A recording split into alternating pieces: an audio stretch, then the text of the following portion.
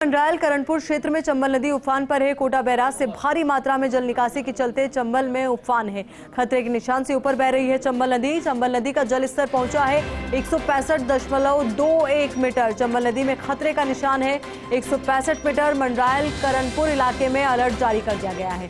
Police प्रशासन के अधिकारी रखे हुए हैं स्थिति पर नजर। तो पुलिस प्रशासन के अधिकारी स्थिति पर नजर बनाए हुए हैं। लगातार पुलिस प्रशासन के द्वारा चप्पे चप्पे की जानकारी ली जा रही है, मॉनिटरिंग की जा रही है। तो वहीं खतरे के निशान के ऊपर चंबल नदी बह रही है, जिसकी वजह से पानी का बहाव काफी ज्यादा तेज हो गया है। आसपास के क्षेत्रों में कटाव जैसी स्थिति भी पैदा हुई है।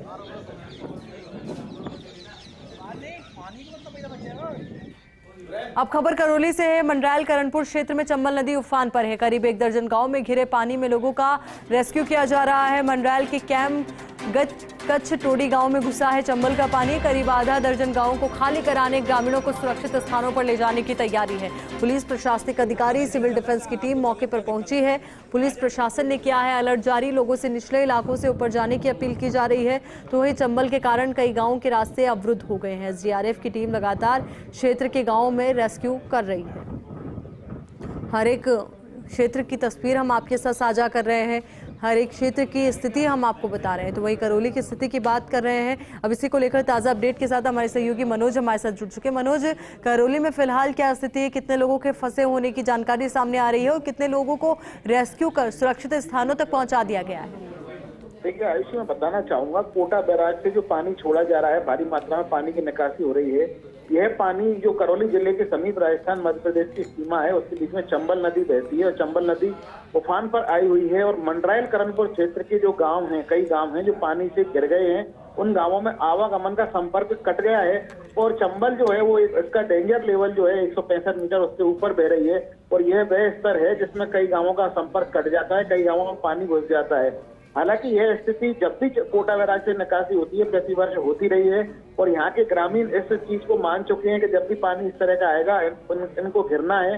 इसी स्थिति को ध्यान में रखते हुए पुलिस प्रशासन पूरी तरह पहले से अलर्ट कर देता है। उनको सुबह भी मंडरायल SDM है, इसके अलावा अन्य अधिकारी मौके पर पहुंचे हैं। SDRF टीम को और सिविल डिफेंस टीम को मौके पर बुला लिया गया है, जहां से ग्रामीणों की समझाइश की जा रही है। टोडी गांव का हमने विजुअल दिखा रहे हैं, टोडी गांव के, जहां पर ग्रामीण फंसे हुए हैं और अधिकारी वहां पे समझाइश कर रहे हैं उनको सुरक्षित स्थानों पर जाने की।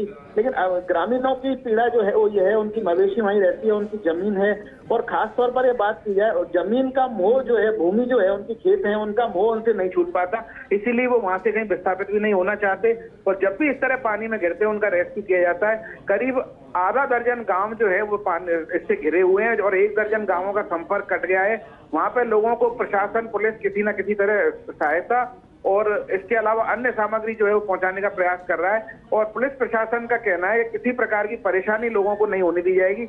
यह बात अलग है, पानी से घिरने के बाद में उनका जनजीवन पूरी तरह से प्रभावित हो रहा है। बिल्कुल मनोज, ऐसी स्थिति में आम लोगों की मनोस्थिति को समझना भी जरूरी हो जाता है, क्योंकि जो सपनों का आशियाना उन्होंने बड़ी मेहनत से बनाया, जब इस तरीके से पानी आने की खबरें सामने आती है, बाढ़ जैसी स्थिति की खबरें सामने आती है, तो एक असमंजस की स्थिति उनके सामने निश्चित तौर पर होती है। पर यह भी समझना जरूरी है कि जान है तो जहान है। आप बने रहिए हमारे साथ। एक और खबर है करौली से, उसका भी हम रुख करेंगे। जानकारी हमारे दर्शकों को दे दें कि भारी बारिश के चलते सपोटरा उपखंड के डांग क्षेत्र में नैनिया की बांध की सुरक्षा दीवार क्षतिग्रस्त हो गई है, जिसके बाद भारी मात्रा में पानी बहने से ग्रामीणों को परेशानी का सामना करना पड़ा है। वहीं ग्रामीणों ने फसल बर्बाद होने की आशंका जताई है। मनोज, इसको लेकर क्या अपडेट? जी बिल्कुल, मैं बताना चाहूंगा, ये डांग क्षेत्र में दौलतपुरा पंचायत में नैनिया की बांध है, जो करीब 50-60 वर्ष पुराना बांध है। पहले ये बांध सिंचाई विभाग के अंतर्गत आता था, बाद में यह बांध पंचायत के अंतर्गत चला गया।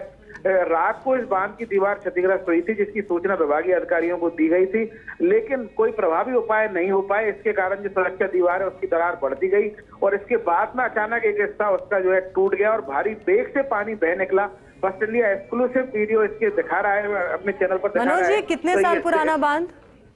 ये 50-60 साल पुराना बांध है, जो पहले सिंचाई विभाग के अंतर्गत आता था, अब पंचायत के अंतर्गत आया हुआ है। रात को जब इसमें रिसाव हुआ था तो ग्रामीणों ने इसकी सूचना भी दी थी, लेकिन कोई प्रभावी प्रबंध नहीं हो पाए। इसके चलते दीवार क्षतिग्रस्त हुई और इसका पानी भारी बेग से बह निकला ग्रामीणों की अब चिंता जो है वो ये है कि जिस मार्ग में पानी जाएगा वहां पर जो फसल खड़ी है वो फसल चौपट होगी। इसके अलावा बिल्कुल मनोज, यही वजह है कि जरूरी हो जाता है कि बांधों की भी प्रॉपर मॉनिटरिंग हो। हमेशा ऐसा नहीं हो कि जब सिचुएशन खराब होने लगे तभी हम जागे, इससे पहले भी प्रॉपर मॉनिटरिंग होनी जरूरी है और जानकारी इनको लेकर के सामने आती रहनी चाहिए, अपडेट इनको लेकर के आता रहना चाहिए। बहुत बहुत शुक्रिया आपका हमारे साथ जुड़ने के लिए, पूरी जानकारी के लिए। अब